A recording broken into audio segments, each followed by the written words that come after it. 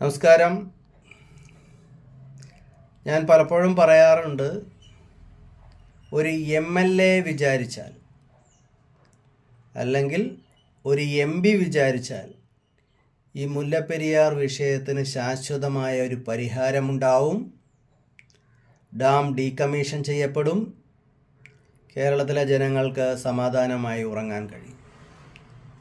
ഇപ്പോൾ പലരും ഒരു സംശയം പ്രകടിപ്പിച്ചു, എങ്ങനെയാണ് ഒരു MLA വിചാരിച്ചാൽ വലിയ പ്രമാദമായ നിയമ കോലാഹലങ്ങളും നിയമ വാദങ്ങളും ഒക്കെ നിരത്തിയിട്ടൊന്നും ജയിക്കാത്ത ഒരു കേസ് എങ്ങനെയാണ് MLA വിചാരിച്ചാൽ അല്ലെങ്കിൽ ഒരു MP വിചാരിച്ചാൽ ശാശ്വതമായി പരിഹരിക്കപ്പെടാൻ സാധിക്കുന്നത് എന്ന് പലരും എന്നോട് ചോദിക്കുകയും അതിനെക്കുറിച്ചൊരു വിശദീകരണം കൊടുക്കണമെന്ന് ആവശ്യപ്പെടുകയും ചെയ്യും. അപ്പോൾ എനിക്ക് പറയാനുള്ളത്, നമ്മൾ സുപ്രീം കോടതിയിൽ, കേരളത്തിലെ ജനങ്ങൾ സുപ്രീം കോടതിയിൽ അഡ്വക്കേറ്റ് റസ്സൽ ജോയ് മുഖാന്തരം കൊടുത്തിരിക്കുന്ന കേസ് വലിയ ഗഹനമായ വിഷയമൊന്നും ഉൾപ്പെടുന്നതല്ല. ഈ ഡാം പരിശോധിക്കപ്പെടണം. ആര് പരിശോധിക്കും? ഇന്ത്യയിൽ ഡാം എഞ്ചിനീയറിംഗ് എന്ന് പറയുന്ന ഒരു ശാസ്ത്ര ശാഖയോ ഡാം എഞ്ചിനീയേഴ്സോ ഉണ്ടോ? ഇല്ലല്ലോ. അപ്പോൾ അതുകൊണ്ട് ലോകത്തിൽ ആരാണ് റിനൗണ്ട് ആയിട്ടുള്ളത്? ഇതിന് ഡാം എഞ്ചിനീയറിങ്ങിൽ വിദഗ്ധരായിട്ടുള്ളത് ആരാണ്? അങ്ങനെ വരുമ്പോഴാണ് റിലയബിലിറ്റി സയൻറ്റിസ്റ്റ് എന്ന ഉത്തരത്തിലേക്ക് എത്തുന്നത്. അപ്പോൾ എത്ര നാൾ നമുക്ക് ആശ്രയിക്കാം?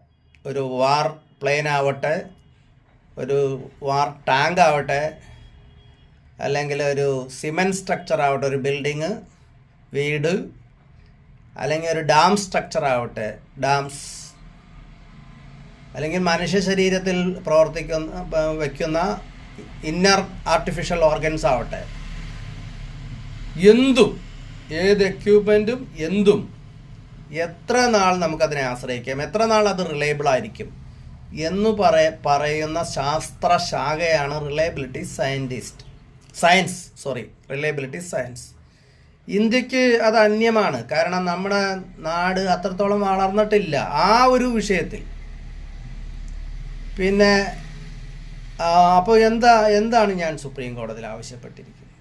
റിലയബിലിറ്റി സയൻറ്റിസ്റ്റുകൾ വന്ന് മുല്ലപ്പെരിയാർ ഡാം പരിശോധിച്ച് അത് എന്നുവരെ നിൽക്കും, എന്നുവരെ നമുക്കതിനെ ആശ്രയിക്കാം എന്നുള്ളത് റിലയബിലിറ്റി സയൻറ്റിസ്റ്റുകൾ പറയണം. ഇത്രയേ ഉള്ളൂ. അതിലൊരു ഹിഡൻ അജണ്ട കൂടിയുണ്ട്. റിലയബിലിറ്റി സയൻസ് പ്രകാരം ഒരു ഡാമിന് മാക്സിമം 40 വർഷത്തെ ആയുസേ ഉള്ളൂ. അത് കഴിഞ്ഞാൽ പിന്നെ ഡാം നല്ലതാണോ, റിപ്പയർ ചെയ്തെടുക്കാൻ പറ്റുമോ, ഇതൊന്നും റിലയബിലിറ്റി സയൻറ്റിസ്റ്റുകൾ പരിഗണിക്കില്ല. 40 വർഷം കഴിഞ്ഞാൽ ഡാം ഡീകമ്മീഷൻ ചെയ്യാൻ അവർ പറയും, അത് ഉറപ്പാണ്. ആ ഒരു ഐഡിയ വെച്ചിട്ടാണ് ഞാൻ റിലയബിലിറ്റി സയൻറ്റിസ്റ്റുകൾ വന്ന് ഡാം പരിശോധിക്കണം എന്ന് സുപ്രീം കോടതിയിൽ പറഞ്ഞത്. അപ്പോൾ MLA എങ്ങനെ പരിഹരിക്കും, അല്ലെങ്കിൽ ഒരു MP എങ്ങനെ പരിഹരിക്കും? അത് നിങ്ങളുടെ മനസ്സിലേക്ക് വരും. ഒരു MPയെ സംബന്ധിച്ചിടത്തോളം എൻ്റെ കേസിലാണ് ചരിത്രത്തിലാദ്യമായിട്ട് ഈ മുല്ലപ്പെരിയാർ വിഷയത്തിൽ കേന്ദ്ര സർക്കാർ കക്ഷിയാവുന്നു. അപ്പോൾ ഒരു MP പാർലമെൻറ്റിൽ എന്താ ചെയ്യേണ്ടത്? ഒരു അടിയന്തര പ്രമേയം അവതരിപ്പിക്കുക, അല്ലെങ്കിൽ ഒരു ശ്രദ്ധ ക്ഷണിക്കൽ പ്രമേയം അവതരിപ്പിക്കുക. എന്നിട്ട് ആവശ്യപ്പെടുക, മുല്ലപ്പെരിയാർ ഡാം റിലയബിലിറ്റി സയൻറ്റിസ്റ്റുകൾ വന്ന് പരിശോധിച്ച് അതിൻ്റെ എന്നുവരെ അത് റിലയബിളാണ്, അതിൻ്റെ ഡേറ്റ് ഓഫ് ഡീകമ്മീഷനിങ് പറയണം. ഇത്രയേ വേണ്ടൂ. അങ്ങനെ ഒരു പ്രമേയം കേരളത്തിലെ ഒരു MP പാർലമെൻറ്റിൽ അവതരിപ്പിച്ചാൽ ആർക്ക് എതിർക്കാൻ പറ്റും? ആരെങ്കിലും ബോധമുള്ളവൻ പറയുമോ ഒരു ഡാം വിദഗ്ധർ വന്ന് പരിശോധിക്കേണ്ടതില്ല എന്ന് ആരെങ്കിലും പറയാൻ കഴിയുമോ? അത്രയ്ക്ക് മണ്ടന്മാരൊന്നും അല്ലല്ലോ നമ്മുടെ പാർലമെൻറ്റിലിരിക്കുന്ന MPമാരും പ്രധാനമന്ത്രിയും മന്ത്രിമാരും ഒക്കെ. ഒരു ഡാം അതിവിദഗ്ധർ വന്ന് പരിശോധിക്കണമെന്ന് പറഞ്ഞാൽ അങ്ങനെ ഒരു പ്രമേയം ഒരു മെമ്പർ അവതരിപ്പിച്ചാൽ അത് വോട്ടിട്ട് തോൽപ്പിക്കാൻ മാത്രം വിവരക്കേട് നമ്മുടെ പാർലമെൻറ്റിനുണ്ടോ? അപ്പോൾ പ്രശ്നം അവിടെയല്ല, നമ്മുടെ MPമാർ തയ്യാറാവണം. അതിന് എല്ലാ MPമാരോടും ഞാൻ പറഞ്ഞിട്ടുണ്ട്, കത്തെഴുതിയിട്ടുണ്ട്, അറിയിച്ചിട്ടുണ്ട് നിങ്ങളിങ്ങനെ ചെയ്യണമെന്ന്. ഒരു MP പോലും നാളിതുവരെ പാർലമെൻറ്റിൽ പ്രസംഗിക്കുന്നുണ്ട്. അതിലെന്താ കാര്യം? ഒരു പ്രമേയ രൂപത്തിൽ കൊണ്ടുവരാൻ തയ്യാറായിട്ടില്ല. പ്രമേയ രൂപത്തിൽ കൊണ്ടുവന്നാലാണ് ഒരു റിസൾട്ട് ഉണ്ടാവുകയുള്ളൂ. അതുപോലെ തന്നെ കേരള നിയമസഭ, ഞാൻ കേരള സർക്കാർ എൻ്റെ കേസിൽ കക്ഷിയാണ്. കേരള സർക്കാർ സുപ്രീം കോടതി വന്ന് പറയട്ടെ, ഒരു അഫിഡവിറ്റ് ഫയൽ ചെയ്യട്ടെ, റിലയബിലിറ്റി സയൻറ്റിസ്റ്റുകൾ വന്ന് ഡാം പരിശോധിക്കുന്നതിൽ ഗവൺമെൻറ് ഓഫ് കേരളയ്ക്ക് സന്തോഷമുള്ളൂ, അതിൻ്റെ ചിലവ് ഗവൺമെൻറ് ഓഫ് കേരള വഹിച്ചുകൊള്ളാം. 2 സെൻറ്റൻസ് പറഞ്ഞ് എൻ്റെ കേസിൽ സുപ്രീം കോടതിയിൽ ഒരു അഫിഡവിറ്റ് ഇട്ടാൽ നമ്മൾ കേസ് ജയിച്ചു, കേരളത്തിലെ ജനങ്ങൾ രക്ഷപ്പെട്ടു. അതിന് കേരള സർക്കാർ തയ്യാറാവണം. അതിനൊരു MLA എന്താ ചെയ്യേണ്ടത്? ഒരു അടിയന്തര പ്രമേയത്തിന് നോട്ടീസ് കൊടുക്കുക, അല്ലെങ്കിൽ ഒരു ശ്രദ്ധ ക്ഷണിക്കൽ പ്രമേയത്തിന് നോട്ടീസ് കൊടുക്കുക, നിയമസഭയിൽ ഇത് പറയുക, വോട്ടിടാൻ പറയുക. എതിർത്ത് വോട്ട് ചെയ്യും? ഏതെങ്കിലും ഒരു MLA നിയമസഭയിൽ അത്തരം ഒരു പ്രമേയം അവതരിപ്പിച്ചാൽ ആർക്ക് എതിർത്ത് വോട്ട് ചെയ്യാൻ പറ്റും? ആരും ചെയ്യത്തില്ല. അപ്പോൾ പ്രമേയം പാസ്സാവും. പ്രമേയം പാസ്സായാൽ എന്താണ്? കേരള സർക്കാർ നിർബന്ധിതരാവും.